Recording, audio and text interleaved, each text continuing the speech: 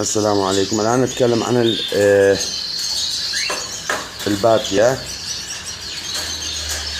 كما نرى على الباتيا مكتوب بروفيشنال، والشركة الوحيدة اللي حاصل على هذه الكلمة هو شركة البينيتا.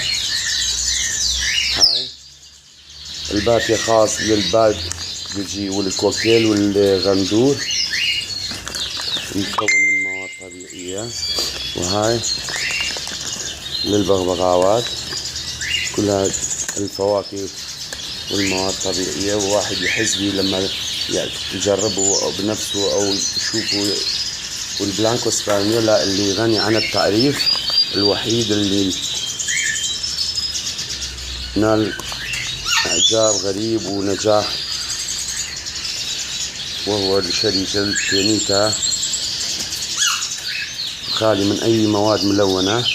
والبانيتي يقدم بوجود الفراخ ذاك العش، والبلانكو سبانيولا نقدمه طول السنة من غير أن تتشحم الطيور ولا تفسد، حتى لو فتحناه لمدة 6 7 حتى سنة حسب التاريخ الانتهاء.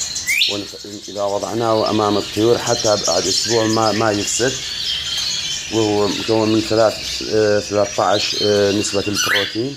هاي البروتين البيئة 21 يقدم بوجود الفراخ في العش، لا يوجد به أي مواد أو مواد كيميائية أو ملونة.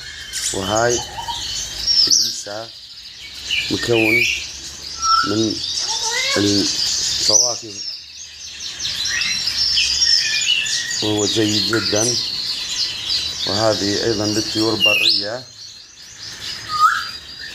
بالنسبة من البروتين اللي يحتاجها الطيور البرية. وهذه للبلابل والمينا والبولفينش، موجود بالدود والسمك الصغير اللي موجود من نسبة بروتينه عالي. وهذه أيضا للحسون وبولفينش وكثير من الطيور البرية موجود ب هاي حبار أو